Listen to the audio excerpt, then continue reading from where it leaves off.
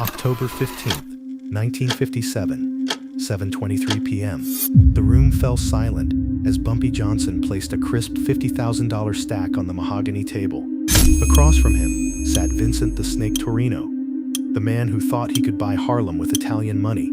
Between them, a chessboard. Winner takes all. Not just the money, but control of Harlem's numbers racket. "You sure about this, Bumpy?" Torrino asked confidently. 50 grand says I own your territory by midnight." Bumpy adjusted his fedora, smiling slightly. "Vincent, the only thing you're gonna own by midnight is a one-way ticket back to Little Italy." What nobody knew was that this wasn't just a chess game. It was the culmination of a 6-month psychological war. And by the time that final piece moved, Harlem's future would be decided forever. In 1957, Harlem's numbers racket generated $3 million annually. Poor folks betting nickels that added up to fortunes. Every Italian family wanted a piece, but there was a problem. His name was Bumpy Johnson. Bumpy didn't just run numbers. He ran Harlem. When families couldn't make rent, Bumpy paid it. When police harassed businesses, Bumpy stopped it. He wasn't just a criminal. He was a protector who ruled through respect. The Italians had tried everything. Enforcers, bribes, hostile takeovers. Bumpy crushed them all, systematically. By October 1957, the families were desperate. That's when Vincent Torrino stepped forward. Vincent the Snake Torrino was educated.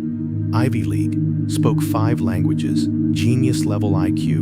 More importantly, he was a chess grandmaster, European champion in "Give me one night with Johnson," Torrino told the family bosses. "One chess game. Winner takes everything." Frank Costello laughed. "You want to gamble our entire investment on a chess game?" "Not gambling," Torrino replied coldly. "I've never lost. This street thug has no intellectual capacity to compete with a grandmaster." The arrogance in that statement would cost them everything. April 12, 1957, 6 months before the game. Torrino approached Bumpy, proposing a gentleman's agreement, a single chess game to settle territorial disputes. "Tell Mr. Torrino I accept," Bumpy told the messenger. "But the stakes need to be worthy. $50,000 cash, winner takes all." What Torrino didn't know was that Bumpy was already thinking 10 moves ahead. The next day, Bumpy called Professor Marcus Washington at Columbia University. His cousin, one of the few black mathematics professors at an Ivy League school. "Marcus, I need you to teach me chess." Professor Washington was confused. "Bumpy, you've known chess since you were 8. I taught you." "No," Bumpy replied. "You taught me how pieces move. Now teach me how to win." For 6 months, Bumpy became a student again.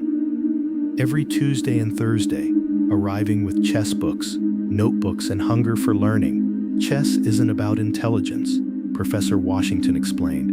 "It's about pattern recognition, psychological pressure, and understanding your opponent's mind better than they understand it themselves." Bumpy absorbed everything: opening strategies, tactics, endgames. But most importantly, he studied chess psychology, reading opponent tells, creating pressure, turning confidence into overconfidence. "There's something else," Professor Washington said during their final lesson. "You're not playing chess, you're playing the man. Vincent Torrino has one fatal flaw, which is pride. He thinks he's intellectually superior to everyone in Harlem. Use that. Make him feel like he's winning until the very last moment. Then show him intelligence isn't about where you went to school." October 15th arrived. The Lenox Social Club had been transformed into an arena. Italian family representatives filled back tables. Harlem's respected figures occupied front rows. At 7 p.m., Vincent Torrino entered wearing a $2,000 suit, carrying his personal chess set, hand-carved pieces from Italy. Torrino surveyed the room with disdain. "For a man about to lose everything, you've arranged quite an audience." Bumpy sat studying the board, wearing his usual simple black suit. "Vincent, the only thing I've arranged is your education." "Before we begin," Torrino announced, "I want everyone to understand what they're witnessing. This is intellectual superiority. When I was studying at Harvard, Mr. Johnson was running numbers. When I competed against European grandmasters, he settled disputes with violence. Bumpy looked up. Vincent, in Harlem we have a saying, don't tell me how smart you are. Show me. The game began. Torrino opened with 10e4, aggressive and classical. Bumpy responded with 10e5, simple and solid. For 15 moves, Torrino played textbook chess. Every piece perfectly developed, controlling the center. Bumpy's responses were methodical, defensive, interesting defense, Torrino commented. Very safe. To observers, Torrino was winning. His pieces more active, controlling more space. He looked like a grandmaster playing an amateur, but Professor Washington, watching from the back, saw Bumpy doing exactly what they'd practiced, absorbing pressure, waiting, letting his opponent commit before revealing his plan. Move 20. Torrino launched his attack with 20.h4, beginning a pawn storm. I almost feel bad taking 50,000 from you like this. Bumpy studied the position, then made 20 fef, advancing toward Torrino's attack. It looked like suicide. Are you sure about that move? Torrino's eyes lit up. I'm sure, Bumpy replied calmly. What Torrino didn't see was that Bumpy had set a complex trap that would take 10 moves to spring. By move 30, something had changed. Torrino's attack had stalled. His pieces were tangled. Bumpy's defensive position was transforming into something dynamic. Move 35. Torrino was spending 20 minutes per move, sweat beading despite the cool evening. His simple victory had become the most complex game of his career. Move 40. The critical moment arrived. Torrino stared at the board in horror. His winning position had become losing. Bumpy's pieces coordinated perfectly. Every move a double threat. Your move, Vincent, Bumpy said quietly. Torrino's hands shook. The room was silent. Move 42. Torrino played desperately, sacrificing his rook. Bumpy captured, and the position was crystal clear. Bumpy had a winning attack. Check, Bumpy said simply. Torrino's king had nowhere to run. Move 45. Torrino resigned. He stared at the board for a minute, trying to understand how victory became defeat. Then he extended his hand. I don't understand. I had a winning position. How did you? Bumpy shook his hand. Vincent, you made one mistake from the beginning, which was, you thought you were playing chess. I was playing you, Bumpy addressed the room. What you witnessed wasn't about intelligence or education. It was about understanding.